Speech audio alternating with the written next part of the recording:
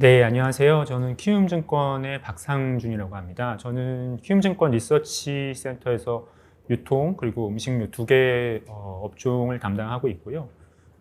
저희가 오늘 말씀드릴 내용은 최근에 이제 인플레이션이 굉장히 화두입니다. 원자재 가격이 많이 상승하면서 기업들이 비용 상승 부담을 전반적으로 이제 가격에 전가하고 있는데 현재 그런 상황에 대한 설명을 하나 드리고요.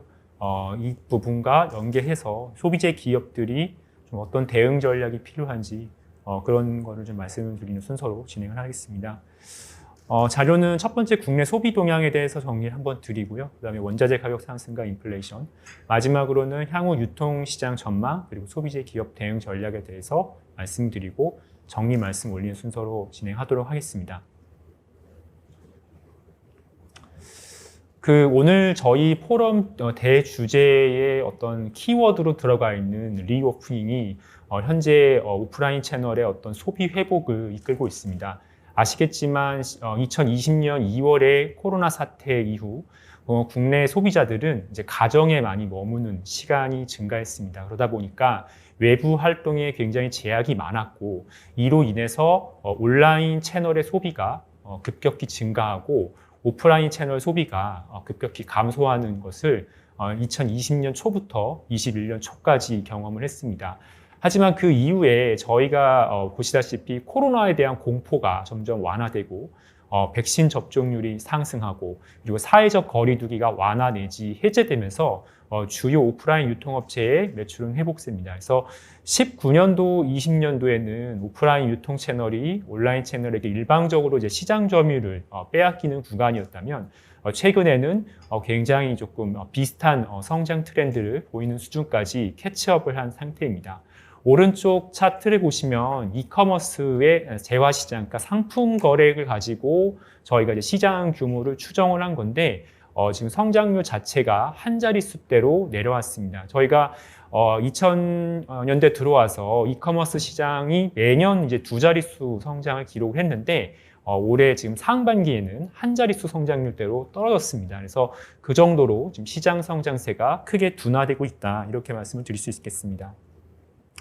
반면에 오프라인 채널들은 21, 22년 들어오면서 이제 전년도 20년부터 있었던 그런 매출의 기저효과 영향으로 급격히 회복을 하고 있습니다. 백화점, 편의점 특히 회복세가 강하게 나타나고 있고요. 할인점의 매출 성장률은 뭐 아무래도 조금 다소 아쉬운 부분은 있는데 이거는 이제 뒤에서 제가 한번 조금 보충 설명을 드리고요. 전반적으로는 오프라인 유통 채널의 매출 회복이 굉장히 강하다라고 보시면 되고 특히 지금 백화점의 경우는 오른쪽 상단 차트를 보시면 2022년, 21년 매출 흐름이 2019년보다도 훨씬 더 높은 수준에서 매출액이 지금 나타나고 있는 상태입니다. 그 정도로 오프라인 채널의 어떤 소비가 굉장히 많이 활성화됐다는 것을 느끼실 수 있을 것 같고요. 그리고 저희가 이게 코로나 이후에 조금 나타나는 또 형상이 재화와 서비스별로 소비 흐름이 굉장히 차별화되고 있다는 겁니다. 이 보복 소비 시차라는 제가 표현을 했는데 저희가 이제 코로나 상황이 경제 활동에 굉장히 큰 영향을 주고 있습니다. 그래서 이 소비 환경에도 큰 영향을 주고 있고요. 어떤 특정 시점에서는 밖에 나가서 어떤 음식을 먹거나 백화점 가서 쇼핑하는 것 자체도 굉장히 공포를 느끼는 구간이었다면 코로나에 사람들이 적응을 하면서 이제는 뭐 마스크를 쓰고 외부 활동을 하는 것에 대해서는 두려움이 사라졌던 구간이 20년 하반기였던 것 같고요. 20년 말에 이제 미국에서 백신이 개발되고 21년 초에 저희가 백신 접종을 이제 고 연령 위험군부터 이제 시작을 하면서는 조금씩 이제 외부에서 식사를 하고 서비스 소비를 하는 형태들이 나타나기 시작했습니다. 그래서 그 전에 못했던 행동에 대한 어떤 반발, 이런 반동 심리로 인해서 보복 소비라는 것들이 재화 서비스별로 굉장히 다르게 특정 구간에서 나타나게 됐고요. 그래서 코로나 사태 초기에는 가정에 머무는 시간이 많다 보니까 가전, 가구 등 내부 소비재, 그리고 가공식품, 온라인 채널 중심으로 소비가 많이 일어났었던 것 같고요. 20년 하반기부터 외부 활동에 대한 두려움이 완화되면서 밖에 나가서 소비를 하기 시작했습니다. 그래서 특히 패션 잡화 쪽의 비중이 높은 백화점의 매출이 올라오기 시작했고 21년에는 백신 접종이 시작되면서 이제는 마스크를 잠깐 벗고 밖에서 식사를 하는 그런 행동들이 조금 더 활발해졌고요. 오히려 하반기부터는 코로나 사태 초기에 호조를 보였던 내구 소비재의 어떤 소비가 조금 둔화되는 모습도 나타났습니다. 올해는 지금 4월에 저희 한국 같은 경우는 사회적 거리두기가 해제가 되었고 해외 입국자 같은 경우는 격리 관련 규제가 완화됐습니다. 그래서 이제 음식점, 주점 소비가 오히려 19년도 이상으로 굉장히 급격하게 강세를 보이고 있고요. 지금 인천공항 국제선 트래픽 같은 경우는 사실 해제되기 전, 그러니까 입국자 격리 관련 규제가 해제되기 전에는 19년 수요의 한 10% 정도 수준이었는데 최근에는 20에서 아마 하반기에는 최소 30%에서 40% 정도 수준까지는 올라올 것으로 보이고 있어서 관련된 소비가 같이 회복이 될 것으로 좀 기대를 하고 있습니다. 앞에 말씀드렸던 거를 제가 좀 백데이터로 도식화해 본 건데요. 왼쪽 상단에 있는 게 이제 내구재 소비입니다. 그래서 빨간 선이 2022년 소비인데 사실 19년도 회색선 대비 20년, 21년에 굉장히 이제 소비가 급격히 증가했고 그 구간의 전반적인 제품 단가의 상승이 있었음에도 불구하고 22년에는 21년 대비 역신장하는 모습을 보여주고 있습니다. 특히 내구재에서 가장 큰 비중을 차지하고 있는 가전제품이 수요가 크게 둔화됐고 저희는 상반기에 롯데하이마트가 BEP를 기록하기 쉽지 않을 걸로 예상을 하고 있습니다. 음식료품 같은 경우도 사실 가공식품이 가장 큰 비중일 것 같은데요. 소비가 아무래도 이제 저희가 이제 판가가 많이 올랐기 때문에 여기는 이제 저희가 판매량을 가지고 데이터를 본 건데 20년 파란 선이 이제 19년 대비 굉장히 소비가 늘었고 21년에도 조금 그런 흐름이지만 22년도 들어서는 사실상의 이제 판매량 성장률은 크게 찾아보기 어려운 상황으로 갔고 이커머스 시장도 성장세가 오른쪽 차트처럼 많이 둔화가 된 상황입니다.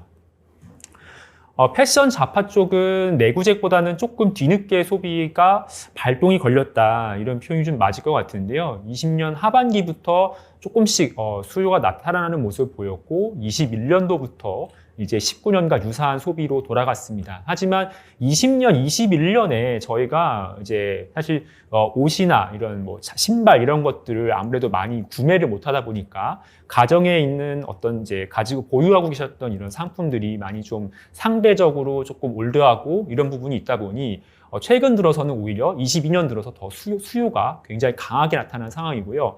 최근에 백화점 매출을 보면은 매출 성장률의 메인 드라이버는 사실 명품보다는 이 패션 잡화 쪽이 차지하고 있는 상황입니다. 그래서 최근에 의류 쪽이 굉장히 강세를 보이고 있고요. 저희는 이 소비도 올해나 내년 상반기 정도에 정점을 찍을 가능성이 높고 다시 원래 볼륨 레벨로 조금 완화될 가능성이 있다. 왜냐하면 눌려있던 소비가 올라오는 거기 때문에 보복 소비의 성격을 가지고 있다 보고 있습니다. 편의점도 지금 수요가 많이 올라오고 있고요. 아무래도 유동인구 회복되고 가공식품 물가 상승을 한 부분들이 최근에 강하게 좀 매출에 반영이 되면서 오른쪽 하단과 같은 성장세를 만들어내고 있는 것 같습니다. 외식 쪽도 변화가 드라마틱합니다. 지금 보시면 이제 상단에 있는 차트가 음식점, 오른쪽은 이제 술집의 차트인데 지금 이미 5월 달에는 19년도 이상의 수요를 달성했습니다. 그 이유는 이제 사실 사람들이 오랫동안 못 만나고 하다 보니까 모임을 더 이제 빈번하게 만드는 그런 현상들이 좀 나타났기 때문에 저희가 상대적으로 좀 수요가 강하게 나타나고 있고요. 또 물가가 그동안 많이 올랐기 때문에 저희가 매출 측면에서 더 강하게 조금 반등을 하는 모습이 나타나고 있습니다. 그래서 국내 이제 식자재 유통 1위 업체인 CJ 프레시웨이의 경우에는 사실 2분기부터는 거의 매출 성장률이 20%에 가까운 흐름을 저희는 보일 거라 보고 있고 5월에도 지금 외식 수요는 25% 정도 YOY 성장한 걸로 전망을 하고 있습니다. 반면에 배달 앱 쪽의 시장은 굉장히 지금 좋지가 않습니다. 일시적으로 5월에는 전년 동월 대비 역신장하는 그림이 이제 왼쪽 오른쪽 차트 보듯이 아래쪽 차트 보듯이 나타나고 있고요. 최근에는 이제 라이더들이 굉장히 몸값이 높았었는데 지금 좀 떨어지고 있다 이런 기사들도 많이 보셨을 것 같고 배달 앱의 MAU가 MOM으로 줄어드는 현상까지 나타나고 있습니다. 아무래도 외부에서 식사를 하는 것에 대한 두려움이 많이 이제 사라지고 소비가 정상화되면서 좀 나타나는 현상 같고요. 사실 배달 음식이라는 게 이제 집 근처에서 굉장히 유명한 식당들 혹은 프랜차이즈들이 이런 것들로 어떤 상품 구색이 한정되다 보니까 소비자들이 이 음식에 좀 질리는 현상들까지 나타나고 있다고 저는 좀 추정을 하고 있습니다. 그래서 현재 같은 조금 수요 동향이 나타나고 있는 것으로 좀 보고 있고요. 그런 와중에 이제 인플레이션 압력이 굉장히 확대되고 있습니다. 글로벌 원자재 가격 상승, 특히 유가와 곡물 가격이 많이 오르면서 인플레이션 압력이 늘어나고 있고요. 사실 코로나 때 저희 이제 금융시장에서는 이제 경제가 어떤 이렇게 좀 크게 충격을 먹는 것을 이제 쇼크를 당하는 것을 이제 방어하기 위해서 급격한 통화 팽창 환경이 좀 있었습니다. 그래서 연준이 이제 금리를 공격적으로 인하하면서 시장의 유동성이 굉장히 풍부해졌고요. 거기다가 이제 재화 서비스가 아까 말씀드린 것처럼 수요가 굉장히 균일하게 나타나는 게 아니라 없다가 갑자기 증가하는 이런 이제 차별적 수요 회복이 있었고, 거기에 공급망 불안 등이 겹치면서 이제 소비자가 급해지면서 물건을 구매해야 되는 그런 환경이 조성이 됐고요. 그 결과 인플레이션이 왔다라고 해석을 하고 있습니다. 더불어서 올해 2월에 발발한 러시아 우크라이나 전쟁으로 인해서 인플레이션 압력이 추가로 확대됐다, 이렇게 좀 저희는 보고 있습니다. 최근 한국 소비자 물가 상승률은 이미 5%에 육박했고요. 가공식품은 지금 7%대 성장률이 YOY로 나오고 있고, 미국도 지금 물가 상승률이 거의 10% 가까이 나오는 상태입니다. 중국은 이제 상대적으로 조금 공산주의 국가다 보니까 가격에 대한 통제가 있고, 이제 소비자 물가 지수에 큰 영향을 미치는 돈육 가격이 변동성을 좀 보인 부분 때문에 물가 지수 상승률이 상대적으로 조금 안정되어 있습니다. 하지만 글로벌리 현재 원자재 가격이 많이 올랐고 기업들의 비용 상승 부담이 굉장히 커졌다는 것은 인정하실 수 있을 것 같고요. 두 번째 파트로 지금 말씀드렸던 이 인플레이션에 대해서 조금 더 자세하게 좀 설명을 드려보도록 하겠습니다. 제가 이제 직접 이 유가를 분석하는 지금 사실 영역을 담당하고 있지는 않지만 저희 이제 리서치에서 유가에 대해서 분석했던 부분들, 과거에 어떻게 움직였는지를 좀 간단히 정리를 해봤는데요. 역시 코로나 사태와 전쟁으로 가격이 좀 많이 올랐고, 코로나 이전에는 사실 배럴당 60불 수준이었습니다. 2019년도 보시면은 60불 내외에서 움직였고, 직후에 일시적인 어떤 금융적 마찰 부분 때문에 마이너스까지 추락을 했지만, 20년 11월에 이제 백신 개발이 최초로 이제 인정이 되면서 본격적인 수요 회복을 동반한 상승세가 시작이 됐고요. 2021년 2분기부터는 코로나 이전 수준을 상회하는 유가 레벨이 만들어졌습니다. 그리고 올해 초에 아무래도 이제 주요 산유국 중 하나인 러시아가 전쟁을 일으키면서 배럴당 100불을 돌파했고, 최근에는 이제 금융시장에서 리세션 우려가 커지면서 배럴당 90불 후반 수준으로 내려와 있는 상황입니다. 현재도 사실 전쟁이 종결되지 않았고 유럽의 어떤 에너지 위기가 지속되고 있기 때문에 과거 수준으로 회귀할 수 있다, 혹은 급격하게 하락할 수 있다라고 가정을 하기는 솔직히 어려운 상황이라고 보고 있습니다. 두 번째는 곡물 가격입니다. 제가 이제 음식료 업종을 같이 담당을 하다 보니까 아무래도 좀 긴밀하게 보고 있는 가격 데이터인데요.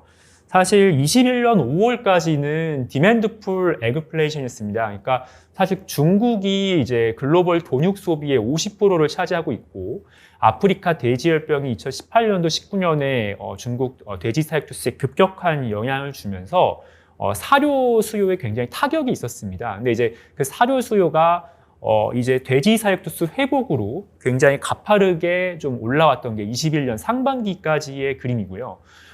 왜냐하면 이제 이게 사실 저희가 곡물의 주 수요처는 이제 그 가축이 먹이로 이제 쓰이는 거기 때문에 사료 수요가 올라오는 부분은 수요 변동성에서 큰 영향을 주게 됩니다. 그래서 그 부분이 이제 가격 상승을 초반에 유동성 팽창과 함께 주도했던 요인이고요. 21년 중반부터 중국 돈육 가격이 과거의 밴드 수준으로 안정화됐습니다. 그래서 22안대 레벨로 내려오면서 이제 시장에서는 더 이상 사이토스가 늘 수 없겠구나라는 좀 심리가 형성이 됐고, 그 가격이 그래서 일시적으로 옥수수랑 대두 중심으로 이게 사료에 많이 쓰이거든요. 그래서 좀 안정이 됐었습니다. 하지만 작년 말부터 이제 공급망 불안 그리고 남미 작황 불안에 대한 우려가 이제 좀 대두되면서 재차 강세를 보였고 올해 초에 전쟁으로 급등을 한 상태입니다. 특히 이제 우크라이나는 소맥, 옥수수 쪽에서 수출 시장에서 굉장히 점유율이 높기 때문에 글로벌 교육 시장에 굉장히 좀 불안을 야기했고요. 아무래도 이제 이 수입을 해야 되는 국가 입장에서는 이런 전쟁이 상반기에 굉장히 강력한 비축 수요를 이끌어내는 계기가 되었습니다. 그래서 가격을 급등시켰고 5월, 6월부터는 이제 북반구 쪽에 작황이 괜찮다라는 좀 얘기가 나와서 최근에 상승분을 조금 반납한 상태고요. 더불어서 경기 둔화 우려로 유가가 빠지면서 조금 상승분을 반납했다 이렇게 보시면 될 것 같습니다. 현재 여기도 이제 전쟁이 아직 종결이 되진 않았습니다. 물론 최근 뉴스를 보시면은 흑해 항구, 그러니까 러시아, 우크라이나 쪽 그 이제 이슈는 흑해 쪽에서 수출이 되느냐의 부분인데 그쪽의 곡물 수출 재개를 합의하면서 저희가 조금 이제 공급에 대한 우려를 좀 완화가 되긴 했지만 여전히 뭐 이제 미사일이 날라오고 전쟁이 이제 완결된 건 아니기 때문에 불안 심리가 작용하고 있고요. 또 연말에 이제 남반구 작황을 조금 더 확인해 봐야 한다라는 시각을 저희는 좀 보유를 하고 있는 상황입니다. 다행히도 북반구 작황은 보시는 것처럼 예년 혹은 평년 수준이고요. 사실 이 북방 작황 데이터는 저희가 이제 평가를 할 때 곡물이 성장기에 있을 때 그 곡물의 컨디션을 5개의 등급으로 나누고 이 상위 2개 합산 비율을 가지고 저희가 추정을 하는데 장기 평균이 한 60% 정도 됩니다. 근데 옥수수, 대두, 본밀 쪽은 지금 전체적으로 작황이 좀 양호한 걸로 나타나고 있고 유럽 같은 경우는 스페인, 포르투갈이 있는 이베리아 반도 제외하면 작황이 괜찮은 걸로 파악을 하고 있고요. 러시아도 밀 생산량이 굉장히 조금 잘 나오고 있는 것으로 판단을 하고 있어서 지금 조금 작황에 대한 우려는 많이 완화가 된 상태입니다. 이러한 원가 상승의 원자재 가격 상승의 나비 효과로 인플레이션이 좀 나타나고 있고 최근에 글로벌 경기 둔화 우려가 굉장히 심화되고 있습니다. 그래서 사실 주식시장에서 종합 주가 지수들이 굉장히 조금 안 좋은 상태고 사실 제가 오른쪽에 같이 지금 적시한 신세계 주가를 보시면은 신세계가 이제 최근 보복 소비 영향으로 실적이 굉장히 좋음에도 불구하고 주가가 좋지 못합니다. 이제 주식시장은 미래를 반영하기 때문에 내년도 소비 경기 둔화를 좀 우려를 주가가 좀 반영을 하고 있고요. 특히 이제 지금 경제 정상화 정책을 펴왔던 미국 연준이 인플레이션 파이터로 변하면서 금리 인상 사이클이 시작된 부분이 전체 글로벌 수요에 대한 불안을 좀 야기를 하고 있습니다. 사실 한국도 지금 굉장히 가계부채가 과도한 국가 중에 하나인데 금리가 인상되는 부분은 당연히 자유소비재, 여유소비재 쪽에 어떤 부담을 많이 줄 수밖에 없고요. 그리고 지금 기업들의 시장 실적 전망치도 계속 하향되고 있는 부분도 전체 경제 전반의 심리에 굉장히 부정적인 영향을 주고 있다라고 생각하고 있습니다. 곡물 가격이 결국 그러면 이제 언제 안정될 수 있을까라는 정도를 제가 이제 조금 답변을 드릴 수 있는 부분일 것 같은데요. 유가에 대해서는 저희가 좀 예측하기 힘들지만 곡물은 그래도 상대적으로 이제 경기에 따른 수요 변동성이 약하고 작황만 안정화되면은 저는 이제 재고 비율이 좀 정상화되면서 전체적으로 좀 가격이 안정을 찾을 가능성이 높다고 봅니다. 사실 곡물은 대표적인 커머더티고 완전 경쟁 시장의 조직 구조를 가지고 있는 재화입니다. 그래서 사실상 소비자와 생산자 모두 가격을 결정할 수 있는 권한이 없고 자연스럽게 시간이 지나면 가격이 낮아지는 그런 효과가 나올 수 있기 때문에 공급 안정성만 확보가 되면은 저희는 이제 가격이 내려갈 수 있다라고 보고 있고요. 이제 최근에 북반구 쪽에 조금 작황 불안이 해소가 됐으니 연말에 남미 쪽에서 조금 안정된 모습들이 나온다면은 공급 안정성이 좀 확보가 될 거로 보고 있고 비축 수요와 투기 수요가 사실 상반기에 굉장히 이례적으로 강했습니다. 근데 사실 비축 수요가 상반기에 강했다는 것은 그만큼 하반기 실질 수요는 생각보다 약할 수 있다는 것이고 투기적 수요도 결과적으로는 실물 인도를 받지 않기 때문에 선물이 만기가 됐을 때는 이제 반대 거래를 해야 되는 이제 이슈가 생기거든요. 그래서 이런 것들이 좀 둔화된다라는 것을 감안한다면은 추가적인 곡물 가격 안정이 저희는 시차를 두고 나타날 수 있을 것으로 기대를 하고 있습니다. 마지막으로 전망과 소비재 기업 대응에 대한 부분을 말씀을 올려보겠습니다. 앞에 말씀드렸던 중기적인 어떤 곡물가 안정화에 대한 기대감에도 불구하고 기업들의 비용 상승 부담은 단기적으로 여전합니다. 특히 제가 이제 보고 있는 식료품 섹터 같은 경우는 이제 주요 원재료를 많이 수입합니다. 물론 대부분의 국내 소비재 업체들이 원재료 수입 의존도가 꽤 있을 거라 보는데, 식료품의 경우는 거의 6개월 정도 그 원가에 반영되는데 시차가 필요합니다. 그래서 지금 곡물가가 저희가 상반기까지 다 가격을 알고 있는데, 이 상반기의 가격은 이제 하반기에 저희 이제 기업들의 원가에 반영이 됩니다. 그래서 최근에 뭐 밀가루 가격 인상이나 라면 가격 인상 관련된 기사들이 많이 나오는 이유도 이런 최근 밀 가격 상승이, 소매 가격 상승이 하반기에 이제 반영이 되기 때문이고요.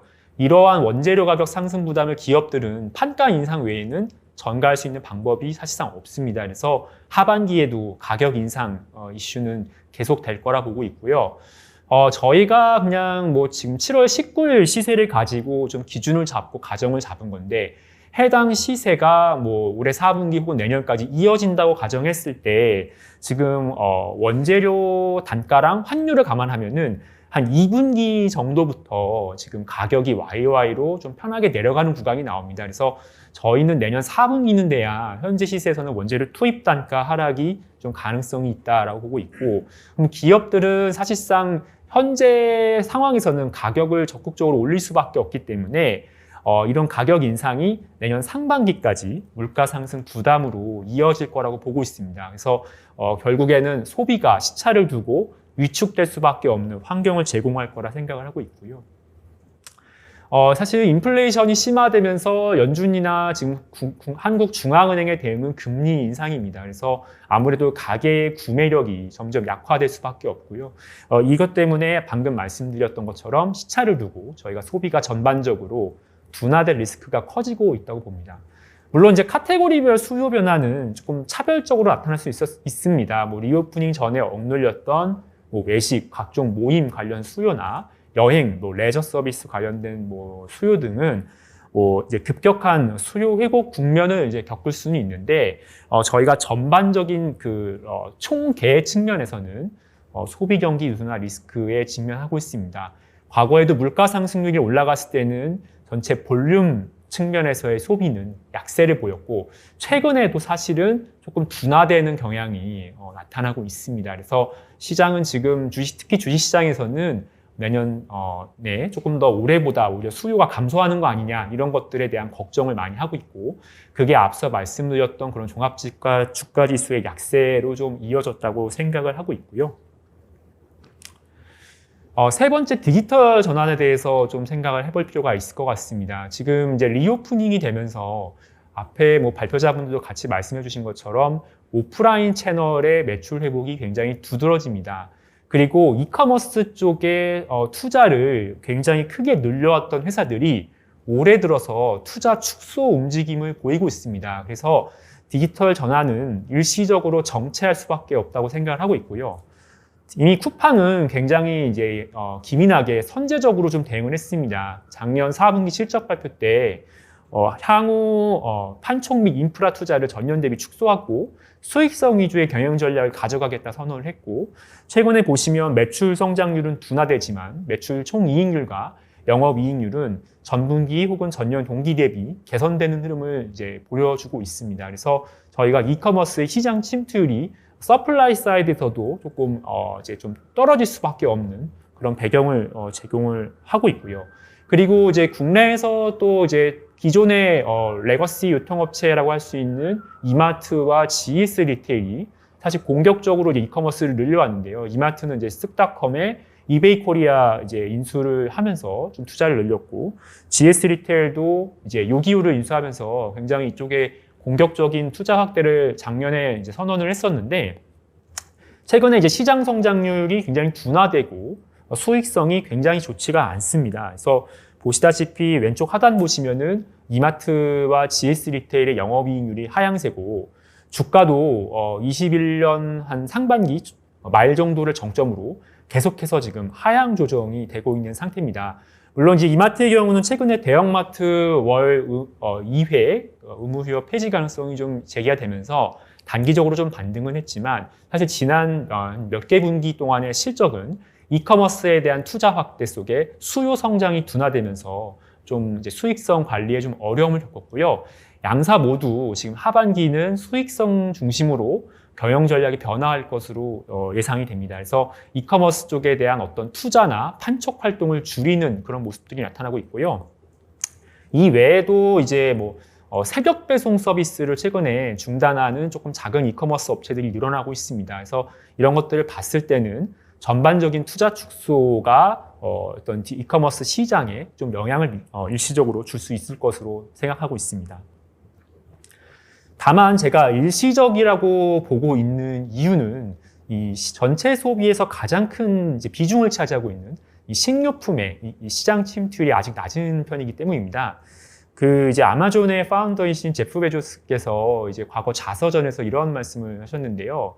아마존이 이제 더 큰 유통기업이 되기 위해서는 옷과 식품을 판매할 줄 알아야 한다. 이런 말을 했습니다. 그만큼 이 식품 시장은 전체 소비에서 가장 큰 비중, 거의 3분의 1, 대부분의 국가에서 3분의 1 정도의 이제 비중을 차지하고 있고, 이제 고객 자체가 굉장히 어떻게 보면은 식료품의 어떤 주요 구매 채널은 반복적으로 저희가 방문하고 빈도가 높을 수밖에 없습니다. 뭐 옷이나 이런 것들에 대한 어떤 구매 의사결정들은 사실 월 1회도 일어나기 뭐 어려울 수도 있겠지만, 저희가 이제 음식을 소비하는 거는 매일매일의 활동이기 때문에 장보기 활동 같은 경우는 사실 주에 뭐 2, 3회 이렇게 나타날 수 있는 거라 보고요.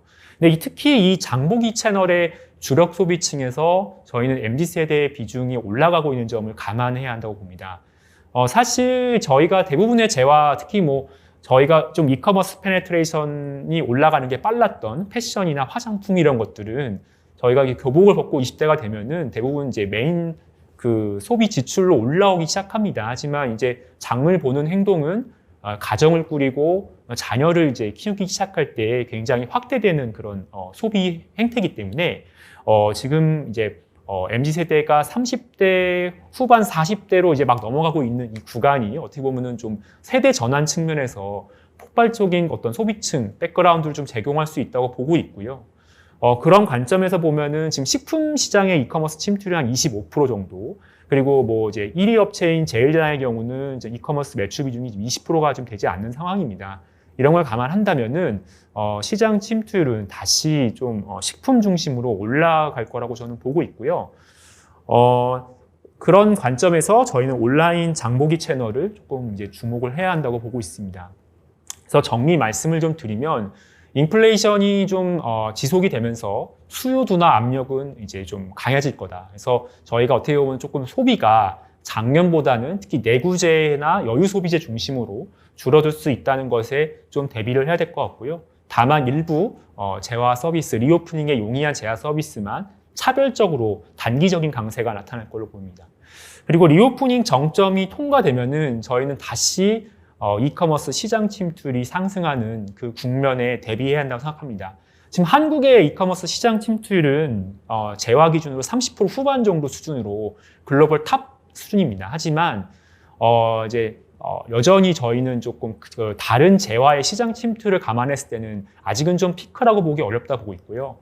가전이 사실 이커머스 시장에서 4분의 1을 차지하는데 이미 50%가 넘어가 있고, 저희가 이제 쿠팡이 초반에 정기 배송으로 전쟁을 벌였던 조제 분유 같은 경우는 이커머스 시장 침투율 70%입니다. 그래서 이제 이커머스에서 소비하기 용이한 제품들은 시장 침투율이 50%를 넘어가는 사례들이 있기 때문에 30% 후반에서 침투율이 멈출 거라고 생각하지는 않습니다. 그래서 저희는 1차적으로는 50% 내외 정도를 좀 타겟으로 보고 있고, 특히 식료품이 좀 그 침투율 상승을 주도할 것으로 보고 있습니다. 그래서 최근에도 다른 재화들은 사실 시장 침투율 상승세가 둔화되거나 꺾이고 있지만 식료품 쪽은 올라가고 있기 때문에 앞으로의 조금 어떤 점유율 측면에서 핵심은 온라인 장보기 채널을 얼마나 조금 잘 해낼 수 있느냐, 이런 부분이라 보고 있고요. 이쪽에서 어떤 상품 판매를 늘릴 수 있는 기회를 가져가는 게 소비재 회사들한테 좀 필요한 포인트가 아닐까 생각이 됩니다. 이상 제가 준비한 자료는 여기까지고요. 질문 사항은 이따 Q&A 시간에 주시면 답변을 드리도록 하겠습니다. 감사합니다.